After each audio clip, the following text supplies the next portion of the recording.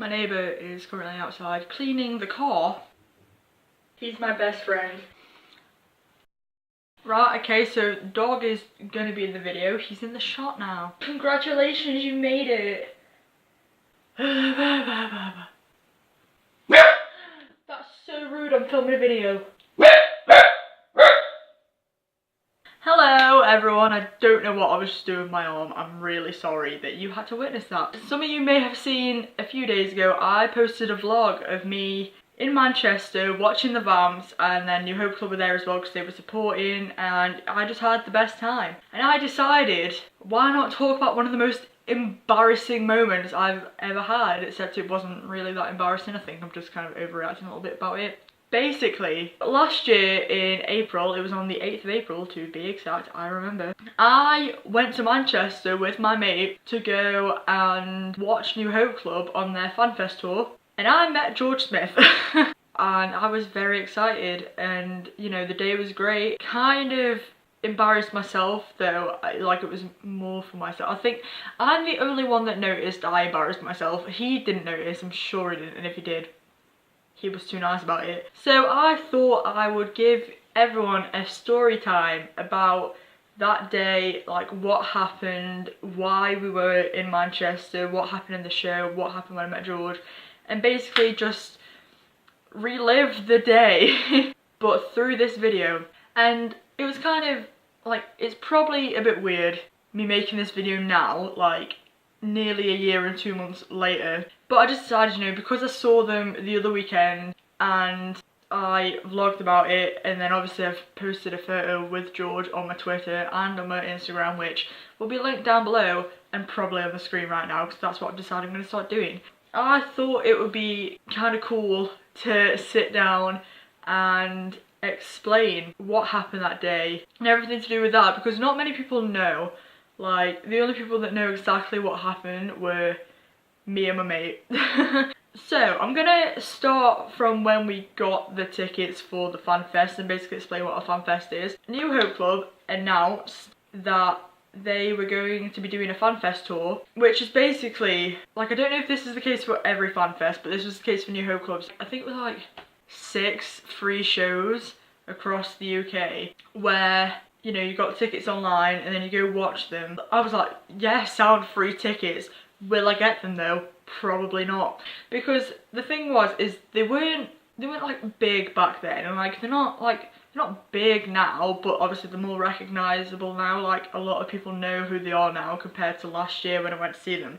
But even last year I was like, I don't think I'm going to get tickets because they've got quite a few fans that want to go watch them, that want to go see them, because it's the first time touring kind of on their own. So I was like, a lot of people are going to want to go and see them, so chances are I probably won't get tickets. But me and my mate ran about it, and we decided that we would try and get tickets anyway, and then we'd go and see them if we got tickets. I'm not going to go too much into the ticket process because I don't really know, I didn't get them, my mate did. But I will say, for a brief time we thought we didn't get the tickets because like the website started playing up saying like there were no tickets left and all that, so we were like, great, okay, sold out, we haven't got the tickets. And then it popped up saying that we did get the tickets, so I was like, great, yeah, we're gonna go see New Hope Club. Sound perfect, love it. Basically what happened was, on the first tour date, Reese Bibby, who was their bassist, who also plays guitar and like sings as well, he was ill that day,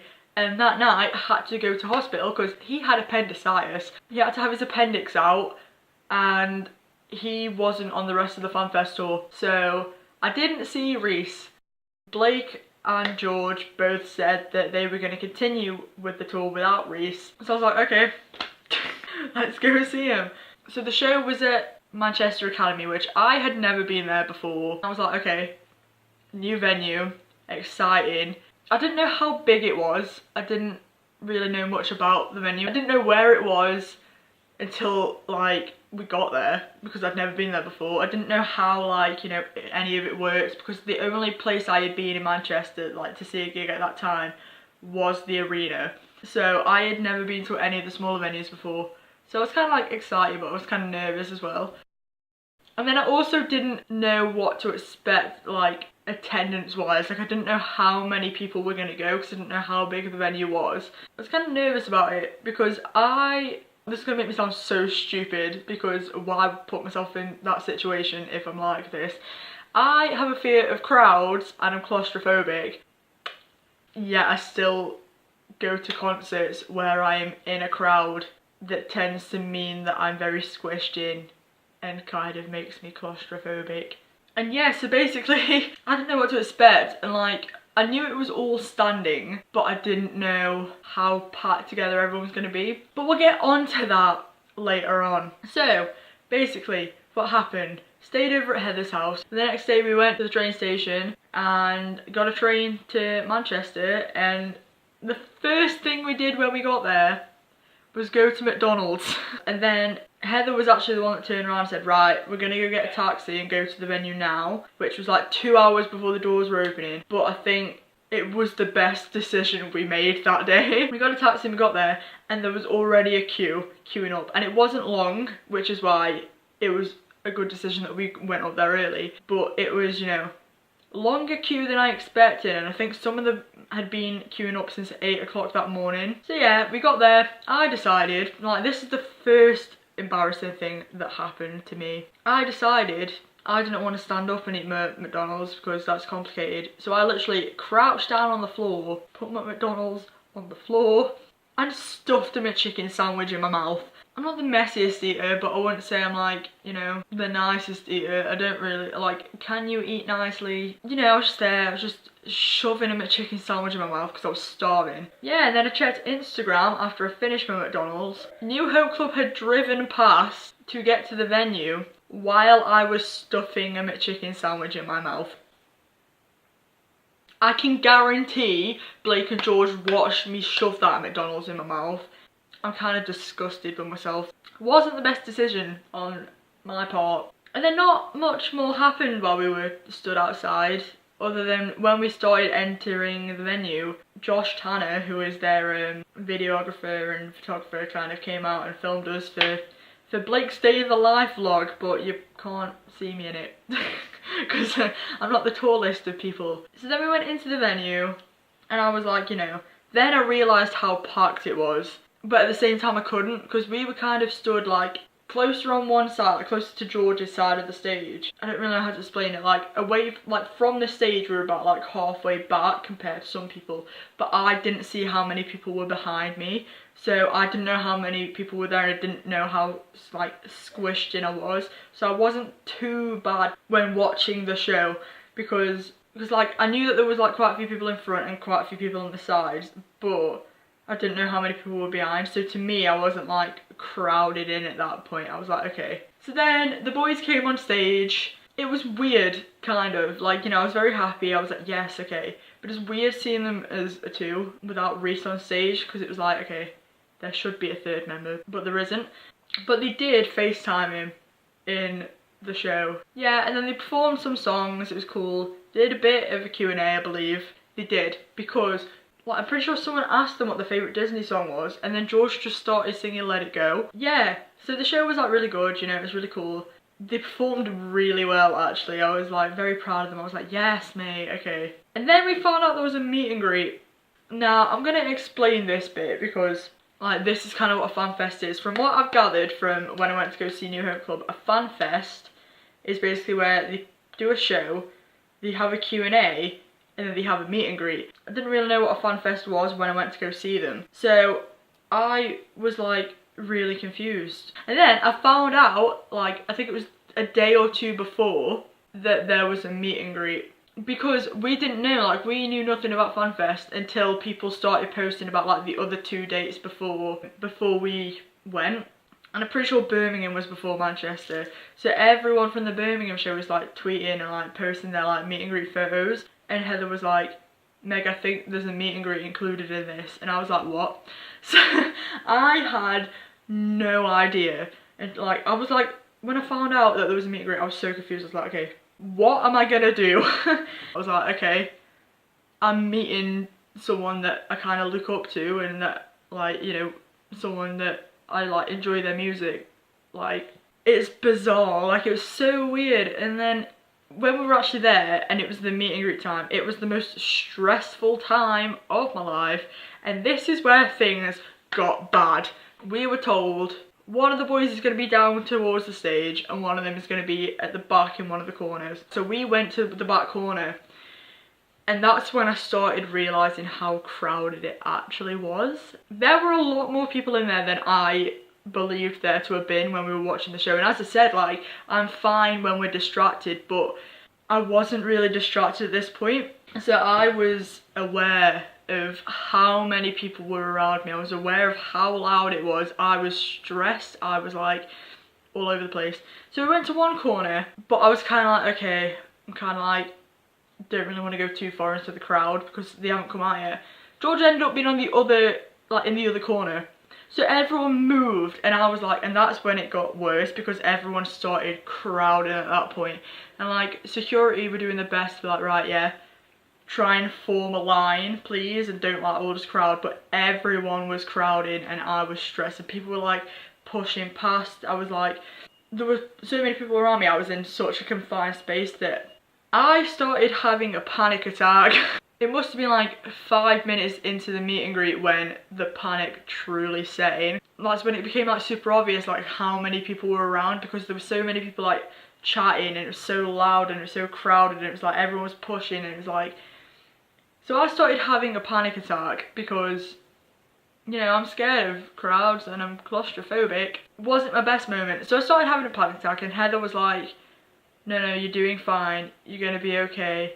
And like, you know, part of me at the time wanted to leave the crowd, like I just wanted to leave. And I was like, look, I really want to meet George, but is it worth it? Is it worth putting myself through? But then I was like, but Heather wants to meet him too, and I don't want to let her down. So I stuck it out, had a panic attack, didn't cry though, you know, I was trying to hold myself together. People were still pushing past though, and it was a nightmare. And we actually got to the front of the queue when they announced that there was 5 minutes of the meet and greet left.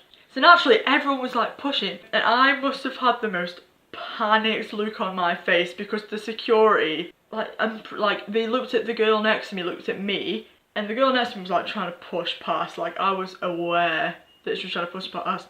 So the security guy literally put his arm around my back and pushed me forward. It's like, go on, you'll go. I was like, great, okay. I wouldn't say this is the most embarrassing bit, but I was embarrassed by it. So I was using Heather's phone to take the photos because I had an iPhone 5, which I still have. I've got like, I mean, I went to a different phone then went back to an iPhone 5. But Heather's phone was an iPhone 7, so she has a better camera quality. So she was like, take it on my phone. So I went up to George. I couldn't talk, bear in mind. That's what I forgot to mention. I couldn't talk because, like, one, I was like coming down from a panic attack, and I think I wasn't really panicking when I met George. I didn't really feel that nervous, surprisingly, but I had just had like a mini panic attack from being in a crowd. So I was kind of coming down from that, so I was like, okay, how does one talk? I'd also lost my voice because I had been singing very loudly to the words of the songs, so I couldn't talk very well. And the first thing that happened when I went up is he gave me a hug and said, hiya, you alright? And I was like, yeah.